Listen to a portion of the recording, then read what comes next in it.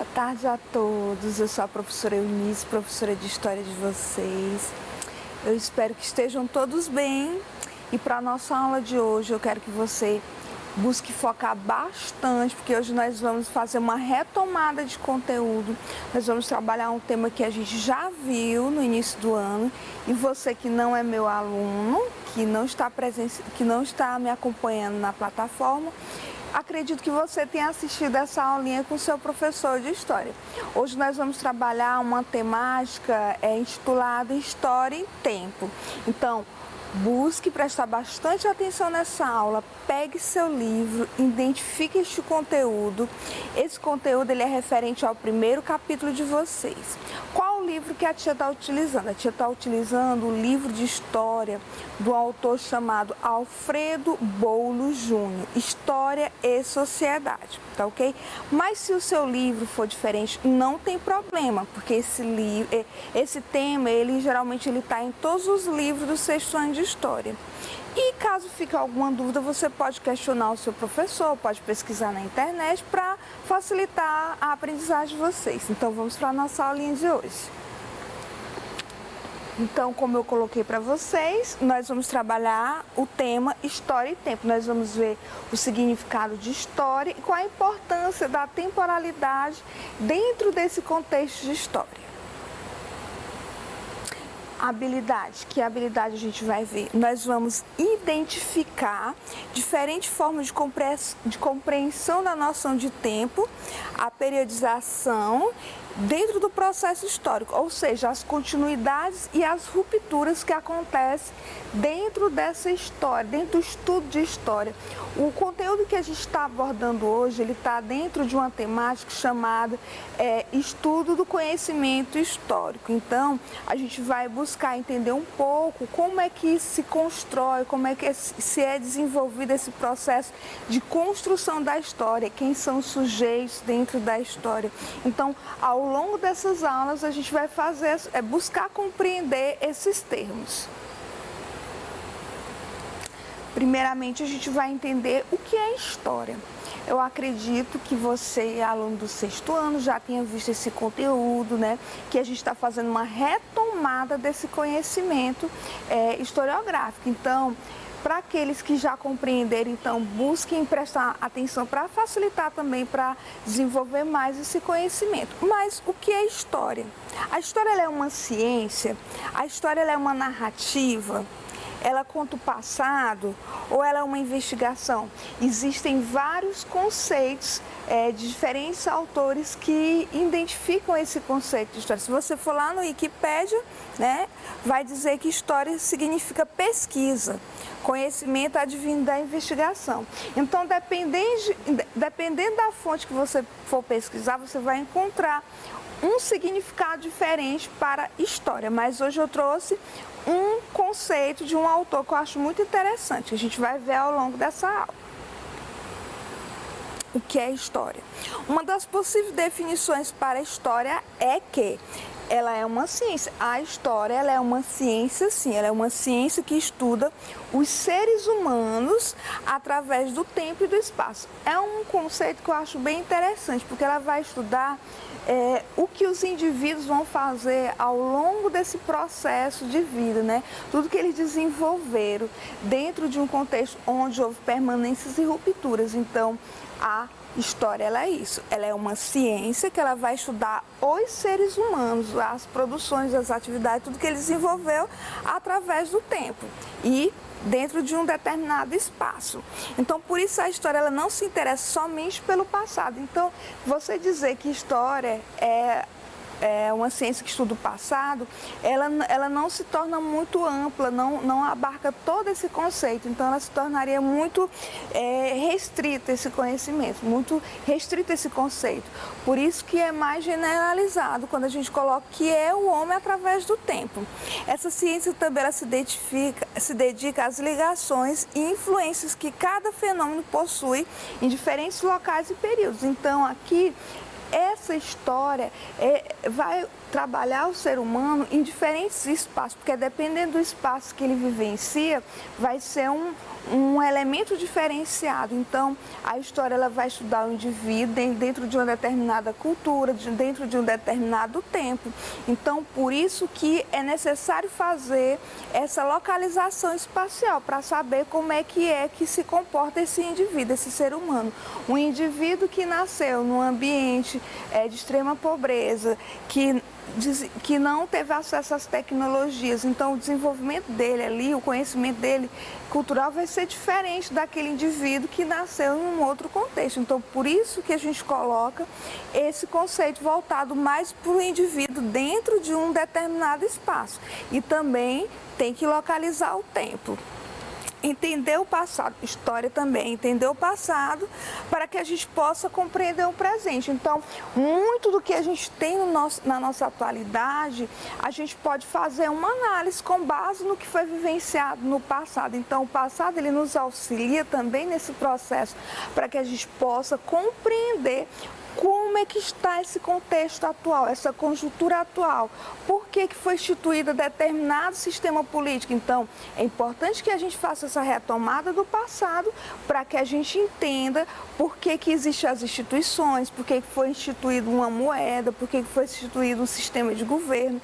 Por isso que é importante fazer essa análise do passado para poder compreender o presente também. Ela também é uma ciência que vai analisar o passado. Então, é um conceito muito amplo.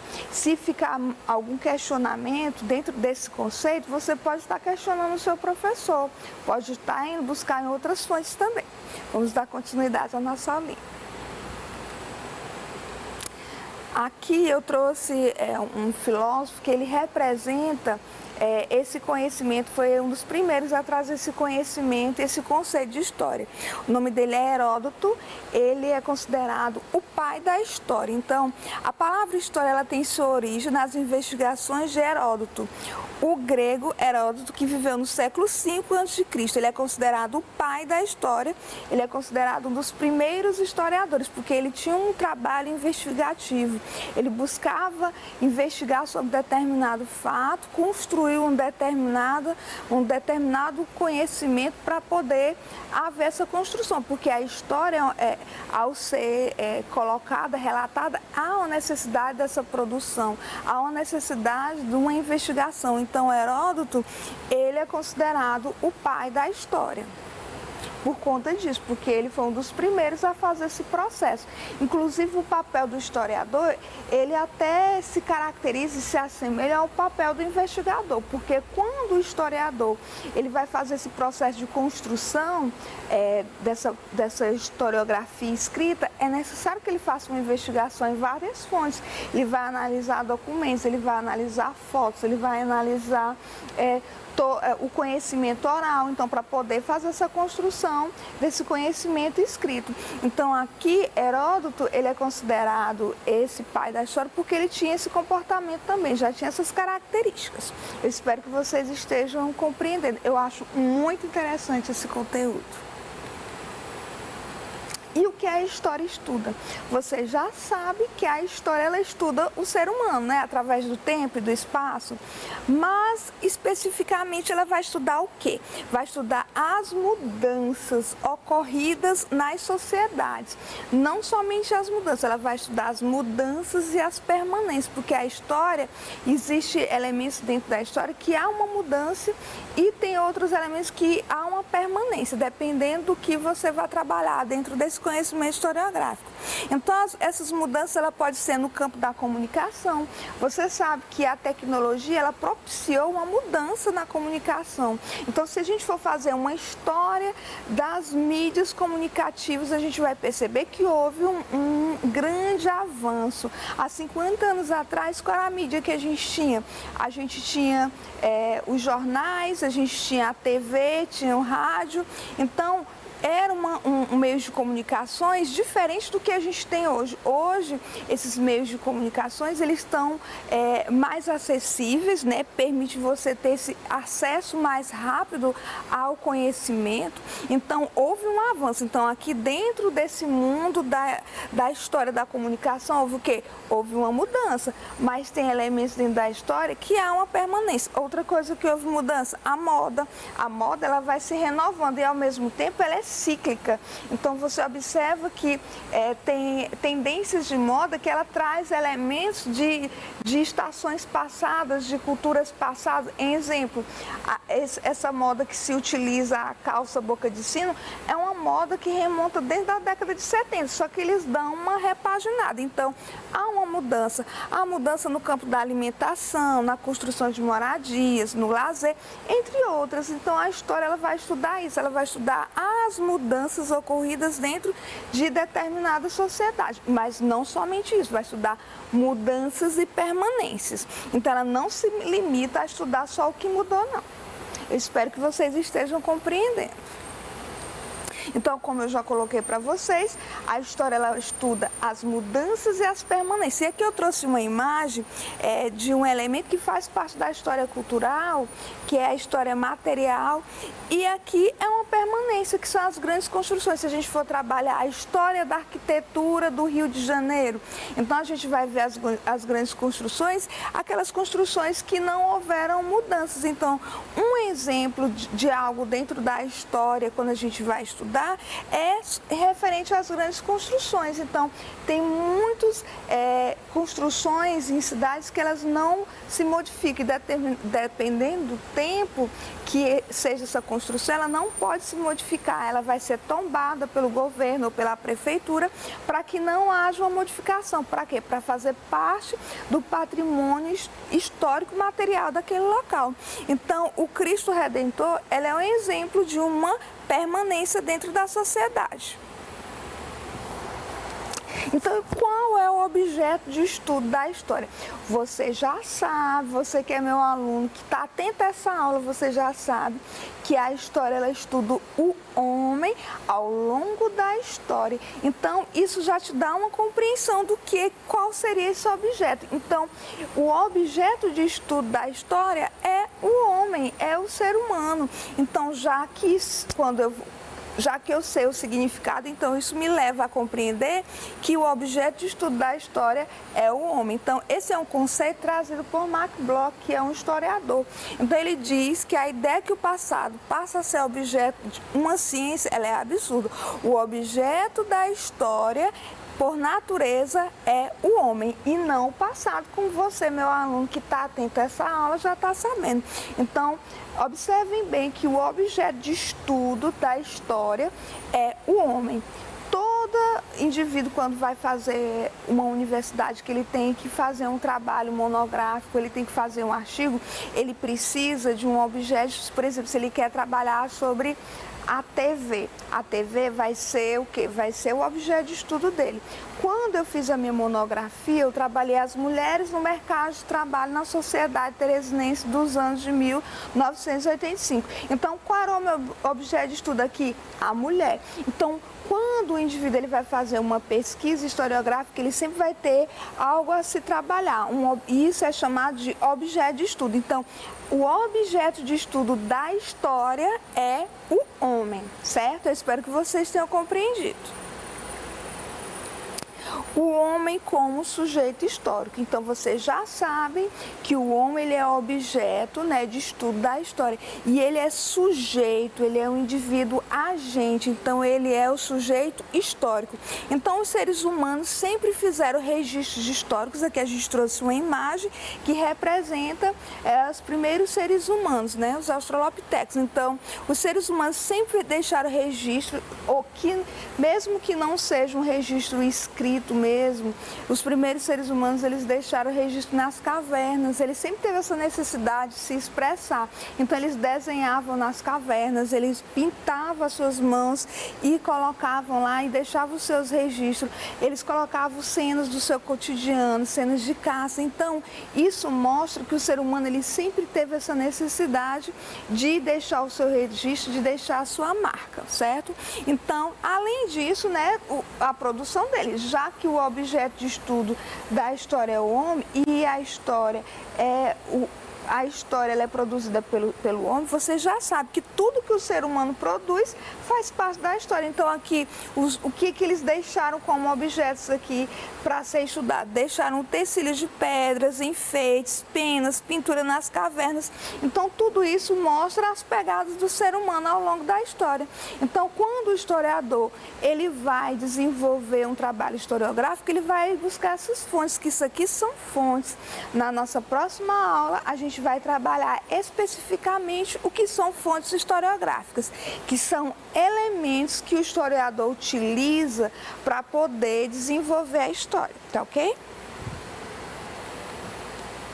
Contagem do tempo. Então, dentro da história é importantíssimo que a gente faça esse recorte para não ficar aleatório, para facilitar a compreensão. É necessário, sim, dentro do trabalho do historiador, fazer situar o indivíduo no tempo para facilitar o entendimento.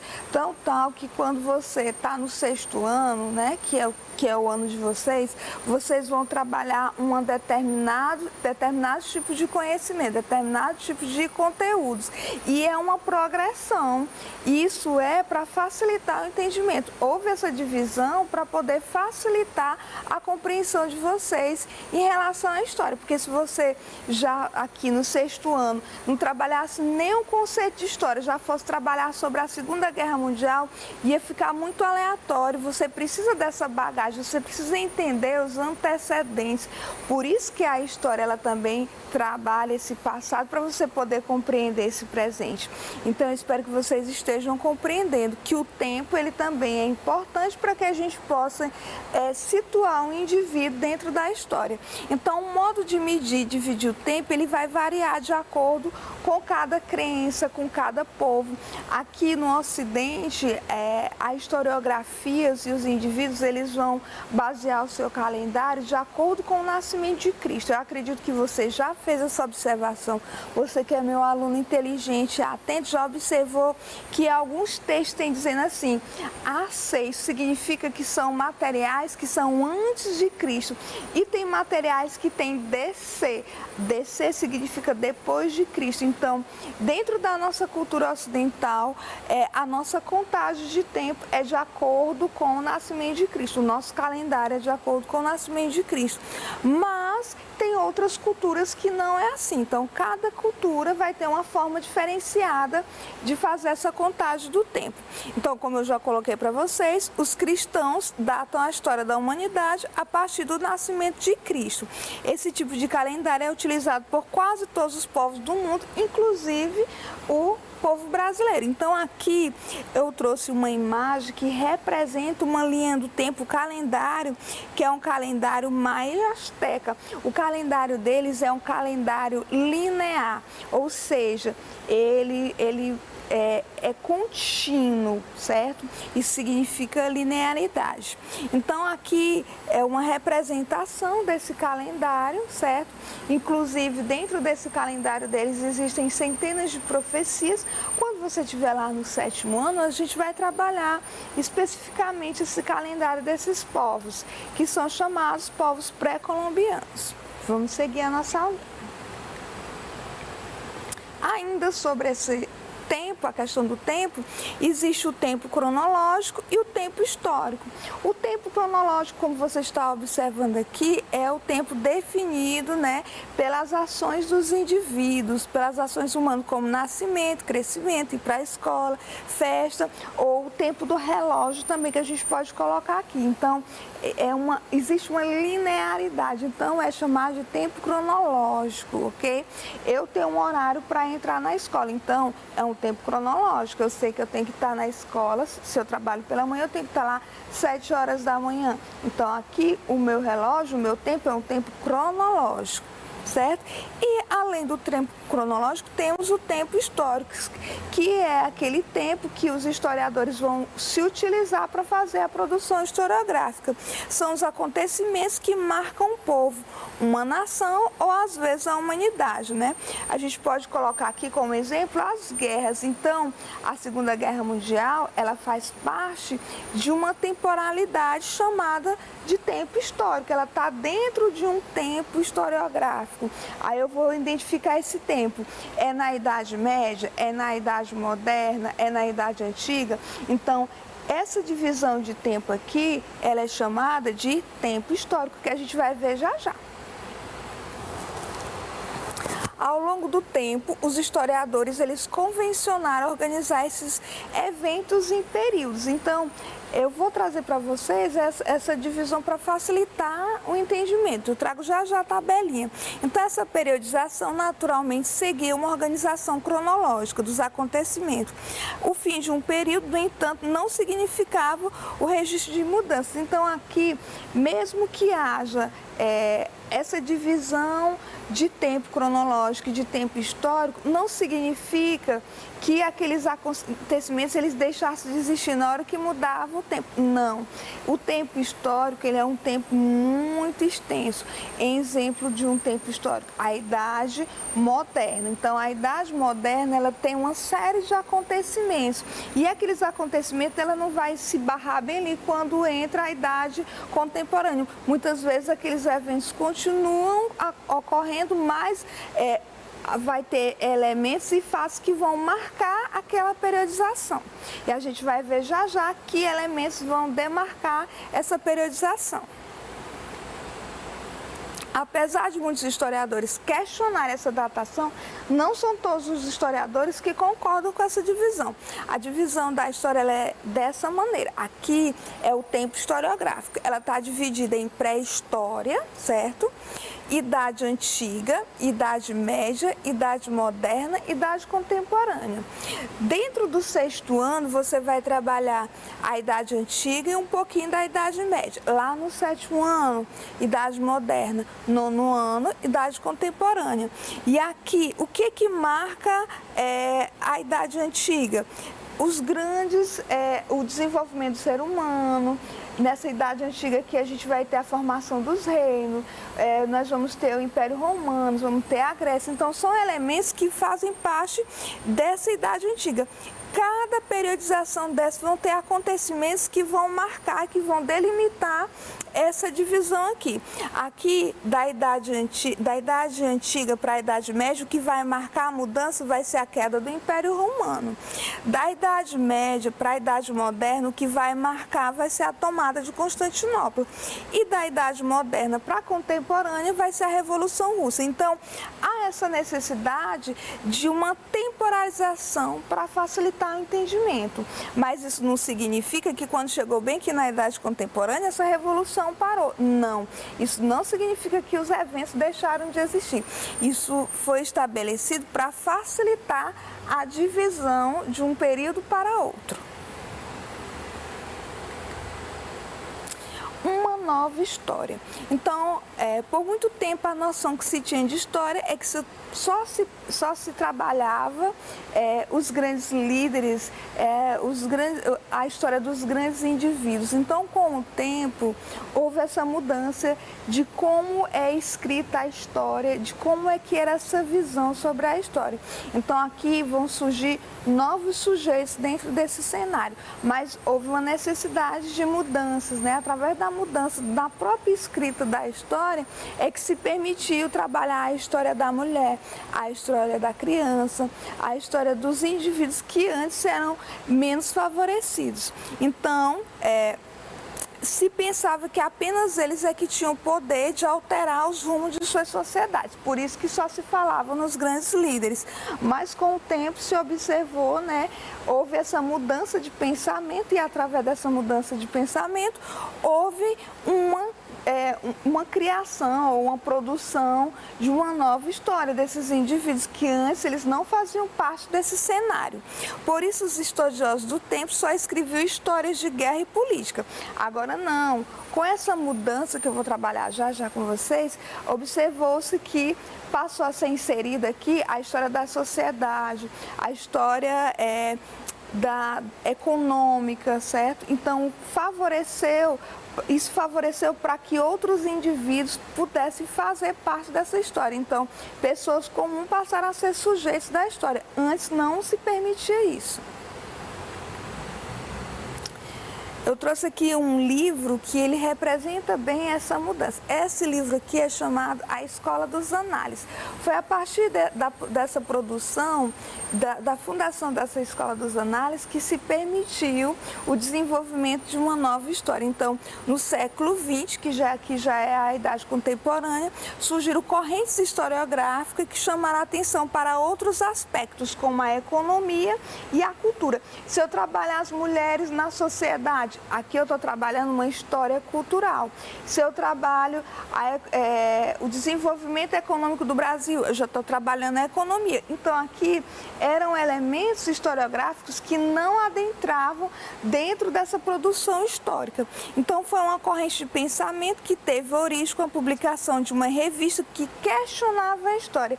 Então, através desses questionamentos, se permitiu um novo desenvolvimento dessa escrita da história. Isso foi muito positivo para a gente. Por quê? Porque agora nós, indivíduos comuns, nós fazemos parte, agora a gente é percebido enquanto sujeito historiográfico.